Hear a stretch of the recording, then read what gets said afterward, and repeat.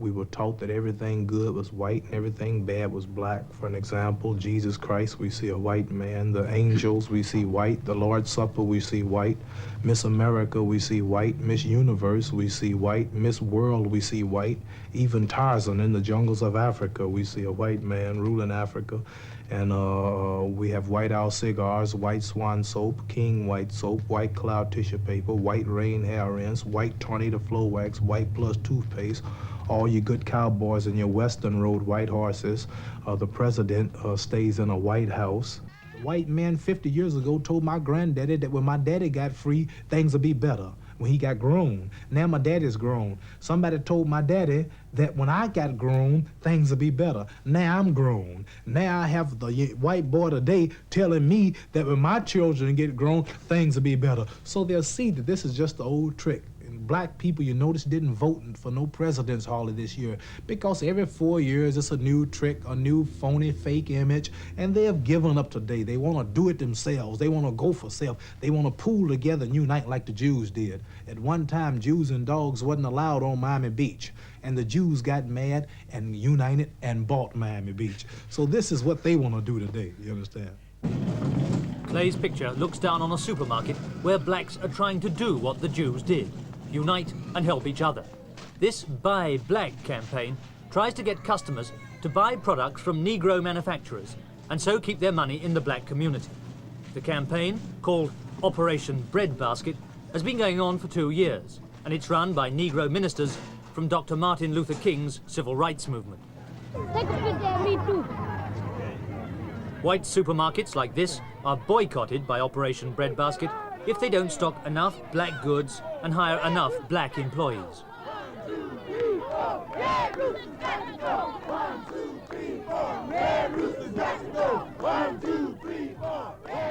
Operation Breadbasket believes that black pride stems from black economic power, and the boycott is one way to get that power.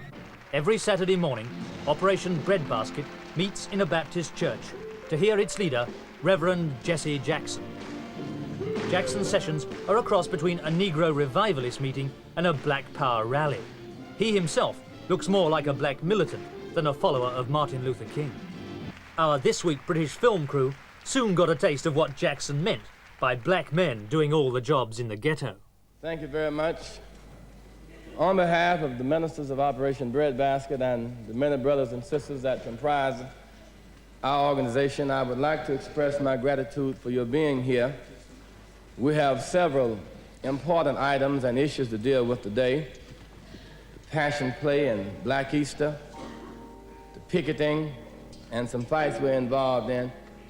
But before we get started, there's a black taping company in town. Jackson's view was that in the black ghetto, we should employ a black film crew. Otherwise, we couldn't film. Those of you with the British Broadcasting Company, I wish you would refrain from taping anymore until y'all clear up a little matter with them. We have a black company that is attempting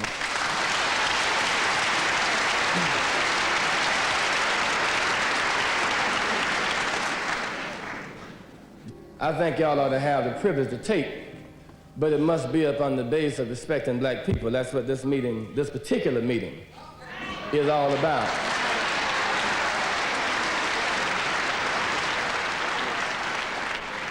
So until we get that matter straight, I wish you cut them lights off. And the chief problem in America is that blacks are on the, have been put on an inferior delusion because we've been locked out of the sunshine of opportunity.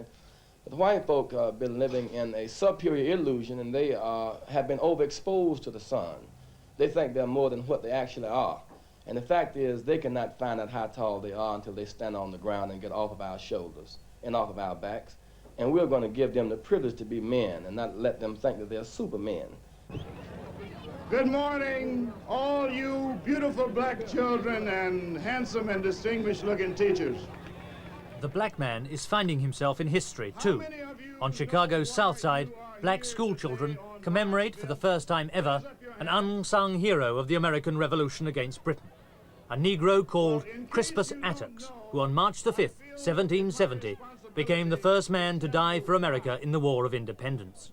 199 years ago, in the city of Boston, on King Street, in the Boston Common, there was an uprising of patriots. Many black militants are now demanding that black history is made compulsory in schools and universities and be taught only by black teachers. People have Columbus Day, the Irish have St. Patrick's Day, and the reason you are here today is because a group of black insurance people decided that it was about time that black people have a day, because we have more heroes probably than any other racial group in the United States.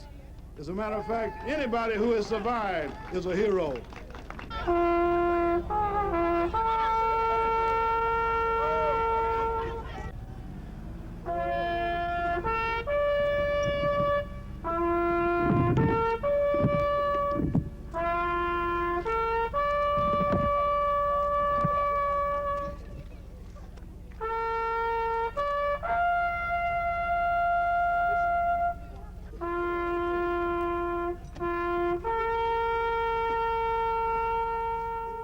Many people are going to say this must be a fabrication, that there couldn't have been a black man dying for this country in Boston in 1770. But it did happen.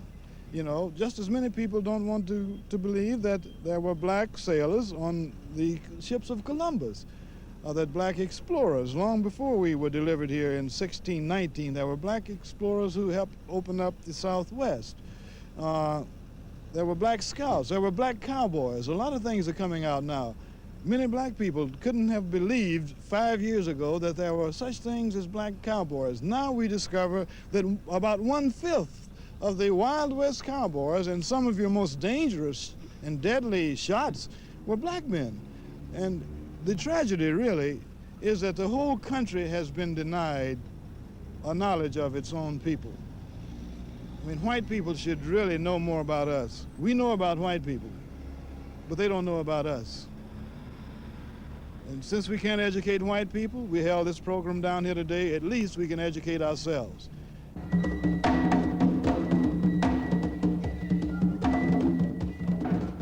With the renewed pride in black history goes a cult of Africa, the Negro homeland. Once this youth club would have had Negro spirituals on its program. Now modern black Americans mimic the motions and the modes of Africa.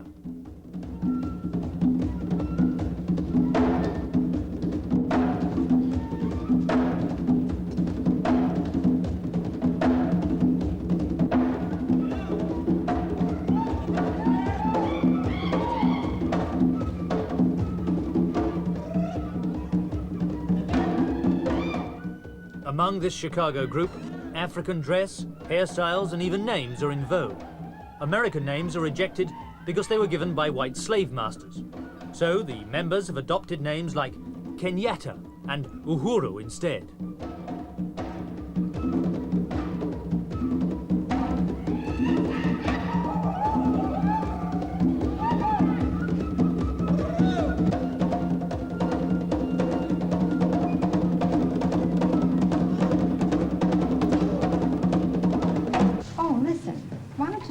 Nigerian dashiki. One of the students brought this to us. Here, try this. A few years ago, a Nigerian dashiki would have been considered eccentric. Now, Afro fashions are all the rage. Boutiques have sprung up all over the city, making some areas look more like Ghana than the ghetto. They're sort of tight under the arm. I think maybe you can get it over that. Some of it is obviously a mere fashion fad that will pass with the moment. But part of this Afro boom is bound up with black pride and black separateness, a desire not to look like other Americans. Even the Negro middle classes have their dashikis. Well, what do you think is the reason for this Afro-American styling now? What's the big Well, impulse actually, behind it? I think it's the new black awareness that we have. We're tired of the American styles. We found that the African styles just suit us better. The looseness, I suppose, the color. But would this be for everyday wear or only special occasions? Well, during the summer, our guys wear them every day. But they've also found that when they're going on a job, you know, going to work or something, they can't wear them. I suppose because it's unorthodox. You wouldn't. What would you wear this for? Eventually, we'd be wearing them on the job and every place, I guess. I mean, All the as far time. as I can You think see. you'd be wearing it all the time? Eventually, yes. You know, it belongs to blackness. This is it. This is the feeling we have. In fact, some of our girls just will not wear the short dresses anymore. They'd rather wear the long dresses. The turbans, we have cloth. Some of our cloth over there we wrap for the girls as a turban, you know, to go with our natural hairstyles. Don't you think it's strange and a bit ironic that in Africa, a lot of middle-class Africans are trying to look like Europeans, having suits, discarding the old things, and here you are, black people in America, the most modern country in the world, wanting to look like Africans again. I do think it's strange, you know, I really do. They have such beautiful women, beautiful clothes. Why should they want to emulate the white man? But they just can't help it. They can't. You know, they're going through the stage that we went through. It's that psychological thing. And, you And think we're you're- coming out of it, you know. And this is all part of the militancy, I'm black and proud, do you think, all this? I'm black and I'm proud. When you say militancy, you immediately think of revolution, fighting, burning down. We don't, you know, we're not like that, you know, not that kind of militancy. It's a revolution, style revolution, cultural revolution. Our children are thinking differently from the way in which we thought when we were young. You know, we can say, call a child now black, and he's proud of it. But when I was a child, if you called me black, you know, I was insulted. You know, and it's that thing. Our little children now are wearing the naturals. The natural is the hairstyle of the Black Revolution. Once, Negroes spent many hours and dollars trying to get their hair straightened to look like white people. Now, many are getting it made curly again for the African look. Erskine Coleman, now called Atimora Saidu, is the high priest of the natural. A black Mr. Teasy Weezy with a message. We don't consider naturals to be a fad. It's not a fad. If it was a fad, then it wouldn't have lasted in New York this long. This is because today, black people are waking up. It takes some longer than others. This is very much a part of our identifying ourselves, you might say. This is just about all we have left to identify ourselves as. What, hair? Hair, this is true, because I often hear that it doesn't matter about the hair, what way you wear your hair, but it's very important, the image that you portray. So what's exactly you doing now? What this I'm was doing- formerly straightened, it's now Right. being curled back again. Right, and it was most simple to curl it back, because all we had to do was give her a shampoo, and it returned her hair to its original state, which is what I would term a medium coarse, curly grade of hair. And what I'm doing now is giving her a full bouffant natural hairstyle by shaping the hair according to the individual. See, we're not copying after anyone like this. And we also know that we are not Africans. We know this too, because we're too, the blood stream has been too integrated. We're only trying to establish ourselves. And we can only establish ourselves, like any other people, through our heritage, our ancestors. And when they came over here on the boats, they didn't bring straightening combs or these other bits. And yet they were beautiful people. Today they're the same. They wear their hair braided in various styles. They don't wear their hair, many of them don't, they don't wear their hair like this. You know, they wear it braided, some wear shaven heads, you know, according to different tribes. But what we're trying to do as, say, black people who unfortunately was born in this country are trying to establish our identity. It's necessary to unite before move. You must have a foundation. This is the foundation to blackness. There are now black bookshops to deal specifically with the outpourings of black awareness.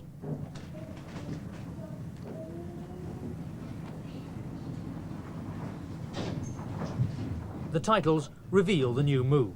Less concerned with integration and getting along with white people, more concerned with black independence and black power. Black power to black people. Black power to black people. Panther power to the vanguard. A meeting of the Chicago chapter of the Black Panther Party, perhaps the fastest growing militant organization in America. Their aim is revolution, their weapon is the gun. The Panthers claim the guns are for self-defense. Revolutionary instruction was interrupted when one black militant started to threaten our white film crew, calling them dogs and honkies, the favorite Negro word of abuse for all white men. The Black Panther Party is a revolutionary political party. We're talking about involving ourselves in a worldwide revolution that's going on around the world today. Dig it? So when we talk about, we realize that in this country, you know, that like maybe 99% of the white people in this country. Wait a minute now. Wait a minute. All y'all gonna talk. Keep y'all stupid motherfuckers out of our meeting. And I'm ready to. Although Panther leaders claim they're not anti-white, their appeal to young blacks clearly comes from their guns and their willingness to use them against white people. The leadership still maintains it will unite with any revolutionaries, even white ones. Shut your goddamn mouth and listen. We are about having coalitions with any revolutionary type people, anti-American, all subversive people, anything that want to take a part in destroying this system. And that's what the Black Panther Party is about. We're not trying to take y'all trying to put it up with these hunkies here. See, because y'all trying to get copy this friendship with these dogs, and nobody need a dog friendship. I gotta say this here. Ain't no big thing going to us on one thing. You ain't gotta say nothing else. The frustrations of ghetto youth are tailor-made for the Panthers. Militants want action and a simple program. The Panthers demand the release of all black prisoners from all jails and a United Nations plebiscite for black Americans to decide their future. If this doesn't happen, they threaten guerrilla warfare. Come on. I'm ready to change the situation. Come on, man. Y'all don't put on them motherfuckers. I put on them, though. I bust their motherfucking head. Because y'all ain't shit. Y'all dogs, man. Don't ever forget that. Why don't you go on outside? I know that. It seems like to me that you're trying to show you a bad man, brother. Why don't you go on outside? Ain't nobody scared to do nothing with no white people and call them hunkies. Ain't nobody scared to tell one of them they'll kill them. So why don't you just go on outside? Right on. The objector finally left, exclaiming the only good honky was a dead honky. Honky being radical, a liberal, what the fuck is a cut up honky. It's a head cut up honky. That's how they organize in here. When your head is off your shoulders, rolling across the motherfucking street with a little black baby kicking it down the sewer, motherfucker. That's the only way you're going to mount any damn thing. The same thing you told the Indians, only good Indians are dead, and will ever apply to you too. Before the revolution comes, and is important indeed essential, fighting front in the General Revolutionary Front during the revolution. This is what we're doing. This is why you see Black Panthers with machine guns. You see sisters with machetes and rifles on their back, carrying babies. This is the culture that we did, the only culture that we interjected to the black community. We do have access to guns. We do understand the necessity of a gun. We do understand that the political power and any other type of power you talk about flows from the barrel of a gun. And if we come into a situation where a gun is needed, then we have the ability to get that gun, have the ability to pick up that gun, and we have the ability to use that gun. You know, I think it's an important thing. And if you got a man on the street that's carrying a gun and killing your people, you don't call for nobody that's gonna kneel down and pray to him. You call for a man to stand up right next to him with a gun and meet him face to face. And then you find that the majority of the time that you step out on the street and you run into this man, you find that he's a coward. And the majority of the time, he'll back away from you. Now, all we're saying is that if there is to be violence, which there will be, the continuation of violence is going to change in the transition because it's going to be a two-way street. The blood has to flow down. What we're saying is that there has always been violence, but now the violence will be reciprocal in that where violence is heaped upon black people and they come down to the black community and vamp down on black people violently, then what they're going to start finding is not only that we will retaliate to the physical maximum, but they will also find their communities being vamped down on and violence heaped upon their communities. Any wise man know in his right mind that a few black people with a few rifles and pop guns bucking the most powerfulest military country on the planet. America's maybe losing some $16 million a day in Vietnam, losing planes and helicopters worth millions, losing thousands of men, black and white, and America still strong, still powerful. And anybody in their right mind know that a few black people with a rifle or a machine gun on the roof of some building will never be able to make any revolution. It would be like you trying to jump up and fight me now. It wouldn't be a revolution, it would be a slaughter. So I'm not thinking of that at the moment. So you're smart. So people today are not looking for real violence. You have a few preachers of it, but if they actually had to get out and do it, would nobody follow them? One black man believes in violence, one believes in integration, one believes that one day after we all marry white women, we'll all be a light brown color and there'll be no problem. One believes that if we get enough politics and education, we can take over the country and be the mayor and the president. One believes, such as I, that separating on some land will solve it. Cleaning up our own neighborhoods, respecting our own women, and doing something for ourselves and quit begging white people. This is our solution. So I can't condemn no black people who are fighting as far as their knowledge will allow. Jackson thinks black pride may heal America. The Panthers believe they may have to use it to tear America down. But black pride need not necessarily lead to black separatism or black revolution. For beneath the excesses of the movement, there is a gentler revolution going on, to make the ordinary Negro, like this lady cab driver, proud of the black past and more hopeful for the black future. We used to be ashamed of anything that smacked of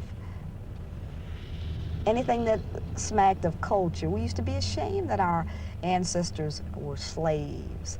And you could insult a black person by saying your ancestor was an African. You know, you just like those cannibals in the jungle saying mumbo jumbo. And we never thought there was anything good in that. And then it was pointed out that this is good, that there is nothing wrong with that. There isn't anything as embarrassing or anything to be ashamed of in that as, you know, any other background. And so I think this will stick. I don't think that this is just a fad. I think this, like I said, people has been shown that their background and ancestry and cultural values are no worse than anyone else's. And this is important.